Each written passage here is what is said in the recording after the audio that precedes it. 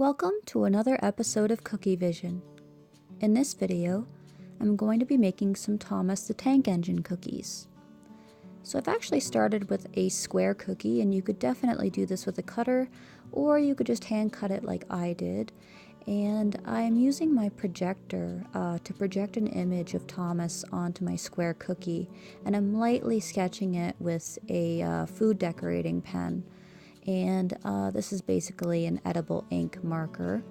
And what I did originally was kind of draw Thomas the Tank Engine that would suit this size and shape of cookie, and then I uploaded it to my computer, and I've got my laptop actually attached to my projector, which is projecting the image onto the cookie. So this makes it super easy to do the cookie, as opposed to just freehanding it, which you can do if you don't have a whole lot of cookies to do. It's not a huge deal, but if you do have quite a few cookies like I am, I definitely would want to use the projector just to kind of get everything consistent and everything the same shape and looking completely similar.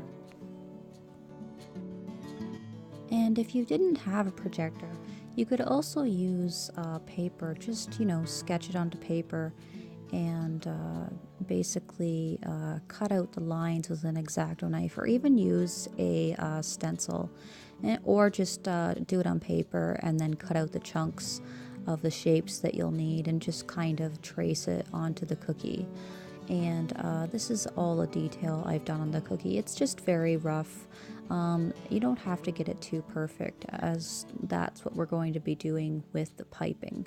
So first I want to pipe the background, and since Thomas is mostly blue, I didn't want to do a blue background, so I opted for white instead. So I'm outlining the white space here. This is a number 2 tip with a piping consistency white royal icing, and I'm just basically tracing the entire top of the cookie, as well as the top of the stack, which is on top of the train. And I'm going to be filling this in with a flooding consistency white royal icing that I have here in a squeeze bottle. And this squeeze bottle in particular is fitted with a coupler, and whenever I use flooding bottles with a coupler, I almost always use a number 4 tip, which is basically the same size as just a regular squeeze bottle. So you don't have to use a squeeze bottle with a coupler. You could use just a regular squeeze bottle. It'll work just as well.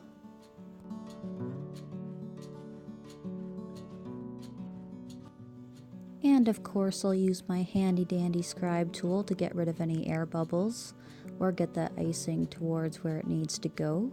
And I've let this crust over, and next I'm going to work on the face. And I've actually got it back under the projector because I am going to add the eyes and the smile into his face while it's still wet. And if you did draw this onto the cookie, it would just be lost after you flood it in with the gray. So you definitely don't want to do that. It would just be pointless. So I've outlined the face with a number 2 tip, and this is a very light gray royal icing, and this is a piping consistency, and I'm flooding it in with the same color of gray that I have in a flooding consistency, and I've used a squeeze bottle for that. And I'm just using my scribe tool to get all that icing towards the edges and getting rid of any air bubbles as well. So next, for the eyes and for the mouth, they're white, so I want to do that with a flooding consistency so that it basically sinks into the gray and it's level with the gray when it dries. And you can see I turned my light off for that. I didn't need my light on to draw the face since it was already outlined, but to see the eyes and the face, the mouth a little bit better, I basically turned off the light so I can actually see the design that I'm piping. And I'm using again a flooding consistency here that I have in a squeeze bottle. I actually opted to use a smaller tip this time with my coupler. I think this was a number 2 tip. But if you do have just a regular squeeze bottle, you'll just have to be just a little bit more careful and use your scribe tool to get that icing where it needs to go. And you want to let this crust over again. And you're probably thinking at this point, okay, this train looks pretty creepy. He looks like a soulless ghost train or something like that. But don't worry, we will we will definitely change that with the outlining process. So I'm actually outlining the black parts of the train. So I got the bottom here that I'm outlining right now, and then earlier I outlined the smokestack. And this is a number 2 tip with a piping consistency black royal icing. And I'm going to be filling in with these areas with a squeeze bottle. This is a flooding consistency black. And in those little spots in the bottom, just be a little bit more careful. And since you are working in such a small space here at the bottom, it's best to have a flooding consistency that's a little bit more on the thicker side as opposed to the thinner side. And again, I'm going to let this crust over before I move on to the next step. I usually just let it crust over for about 10 or 20 minutes or so. But it also depends on whether you have problems with color bleeding. If you do have problems with color bleeding, a fan definitely helps. And using as little color as possible to color your royal icing definitely helps as well. And waiting between piping layers definitely helps too. So I've outlined the blue part of the train, so the body of the train, with a blue royal icing. And this is a number 2 tip again, and this is a piping consistency blue, and I'm flooding it in completely with a blue flooding consistency here that I have in a squeeze bottle, and this will complete the entire flooding process of the cookie.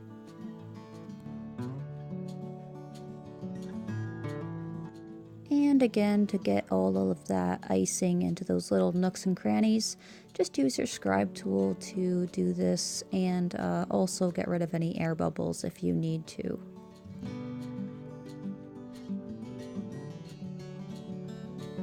And as always, I let my background layers dry overnight. You can do it for about 8 hours. It just depends on color bleeding again. And I also do a lot of cookies, so it's nice to break down my cookies into steps such as baking, flooding, detail, etc. So now we're going to make him look a lot more like Thomas and less creepy, definitely. So I've got a black food pen here, and I'm drawing in his pupils, and I'm just missing a little bit in the corner of that circle, just to give him a little sparkle in his eye, gives him a little bit of life, and just draw all around it. You can use any sort of food pen. My favorite personally are the Chef Master food pens, the food decorating pens. And now I want to outline the details on his face, and for this I decided to opt for the same color as I used for the outline for his face, which was that nice light gray. And I've switched up the tip. This is a number 1 tip this time, and this is a piping consistency, so the same light gray as I used for the face. And I'm outlining his eyes, and I'm also going to give him his nose as well, and outline his entire face as well as his smile and the little creases on the sides of his smile as well.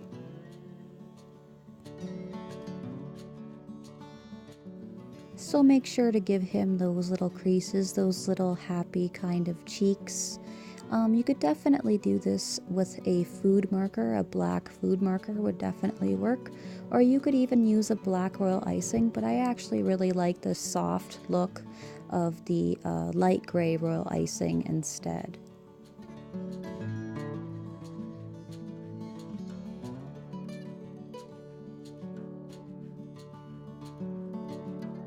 And to really clean up the design, I want to give it a border. I thought red would look really nice for this.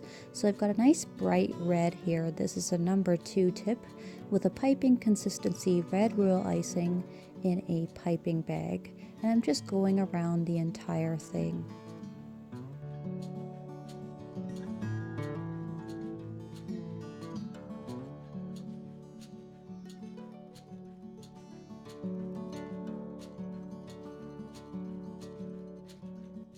And since I'm going to be outlining the smokestack and the bottom black part with black, I'm actually going to just outline his face with black instead of that light gray, which will also look nice. You could also do it with light gray, but I just chose to do it with black. And this is a black royal icing piping consistency with a number 1 tip. I almost always do all of my details with the number 1 tip. And I've outlined the face as well as the smokestack on top and this little black detail on the bottom as well.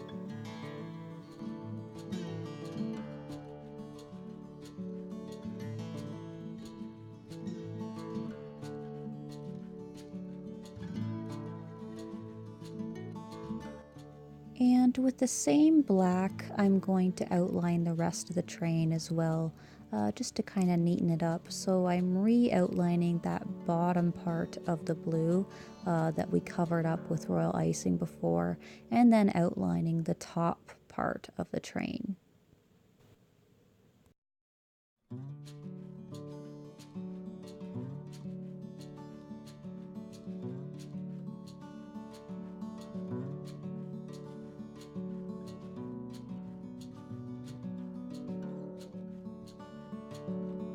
And then finally, just to finish it off, I've got a bright yellow piping consistency. This is a number 2 tip.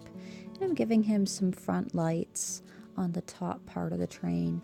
And if the icing isn't really settling out for you, like if you get a little bit of a point on it, all you gotta do is kind of give the cookie a little bit of a shake, or just use your scribe tool to kind of get that point off of the light part. You want a nice dome shape. And then last but not least, you got to give this guy a little eyebrow. So I've got my black food pen again. I'm just giving him some small eyebrows above his eyes.